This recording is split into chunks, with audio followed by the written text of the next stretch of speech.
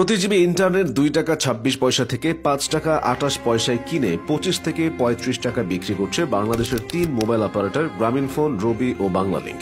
অর্থাৎ গ্রাহকদেরকে ক্রয় মূল্যের 4 থেকে 9 গুণ বেশি দামে ডেটা কিনতে বাধ্য করছে তারা। আবার অপারেটররা যে ডেটা বিক্রি করে সেগুলো ব্যবহার না হলেও টাকা নিয়ে যায়, কারণ ডেটার মেয়াদ সীমিত।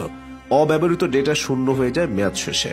এভাবেই ইউজারদের সাথে খবরদারি করে যাচ্ছে মোবাইল সেবাদাতা প্রতিষ্ঠানগুলোর আর্থিক বিবরণী বিশ্লেষণ করে দেখা গেছে প্রতি জিবি ডেটায় গ্রামীণফোনের খরচ সবচেয়ে কম 2 টাকা 26 পয়সা, রবি আর বাংলালিংকের তা কিছুটা বেশি 5 টাকা 28 পয়সা, গড় দাঁড়ায় 4 টাকা। কিন্তু 3 অপারেটরের গ্রাহকেরা প্রতি জিবি ডেটা তাদের থেকে কিনেন গড়ে 25 থেকে 35 টাকায়। কোম্পানিগুলোর খরচ আর বিক্রির এই হিসাব প্রকাশের পর অনেকে বলছেন এটি ডাকাতি ছাড়া আর কিছু নয়। অপারেটরদের এই যে 2 থেকে 5 টাকা পর্যন্ত খরচ হয় ডেটা কিনতে, এর পুরোটা আবার ডেটার দাম নয়। তারা ইন্টারন্যাশনাল ইন্টারনেট গেটওয়ে বা আইআইজি থেকে প্রতি জিবি ডেটা কেনে মাত্র 7 থেকে 9 পয়সায়। এর সঙ্গে যোগ হয় অন্যান্য খরচ। এই অন্যান্য খরচের মধ্যে আছে রেগুলেটরি ফি, ভ্যাট, ট্যাক্স, স্পেকট্রাম, মার্কেটিং, বিজ্ঞাপন খরচ, অপারেশনাল কস্ট, সেই সঙ্গে বিটিআরসির সঙ্গে রেভিনিউ শেয়ারিং খরচ। এর বাইরেও 20% সম্পূরক শুল্ক, সিম কার্ড প্রতি 300 টাকা কর, 45% কর্পোরেট কর, টেলিকম পণ্য আমদানিতে 5% শুল্ক দিতে হয়। বিটিআরসির রেগুলেটরি ফি, সামাজিক দায়বদ্ধতা তহবিলেও টাকা দিতে হয় অপারেটরদের।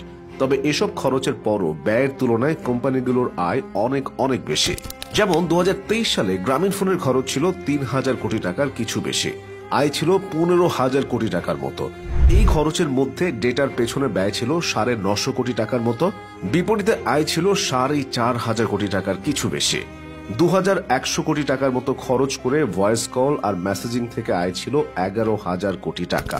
রবি আজিয়াটা গত বছরে মোট খরচ করেছে 3,117 কোটি টাকা, আয় করেছে 9,217 কোটি টাকা।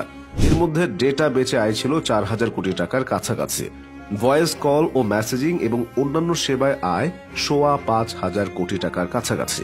বাংলালিংক এবছরে মোট আয় করেছে 6,000 কোটি টাকার কিছু বেশি। এর মধ্যে ডেটা বেচে আয় ছিল 2,171 কোটি টাকা। ব্যয়ের তুলনায় আয় কয়েক গুণ বেশি থাকার বিষয়ে গ্রামীণফোন, রবি বা বাংলালিংক কোনো প্রতিষ্ঠানই কোনো ব্যাখ্যা দেয় না। এই লুকোচুরি কেন তা নিয়েও প্রশ্ন উঠেছে। অযৌক্তিক মাত্রায় মুনাফা করে জনগণের পকেট কাটবে কেন জানতে চাইছেন ভোক্তারা। প্রয়োজনে নিয়ন্ত্রক সংস্থায় দাম নির্ধারণ করে দিক, উঠেছে এমন দাবিও।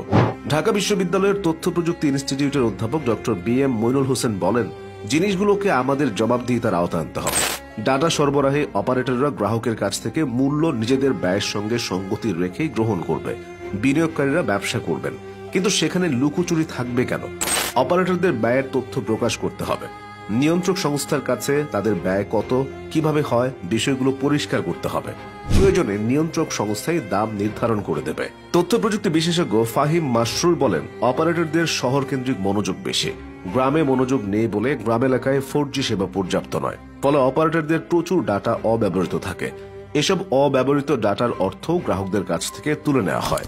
ফোন কোম্পানিগুলোর আর্থিক বিবরণী থেকে আরো জানা যাচ্ছে গ্রাহকদের সেলফোন টক টাইম ব্যবহার কমেছে, অর্থাৎ ফোন কলের পরিমাণ কমছে।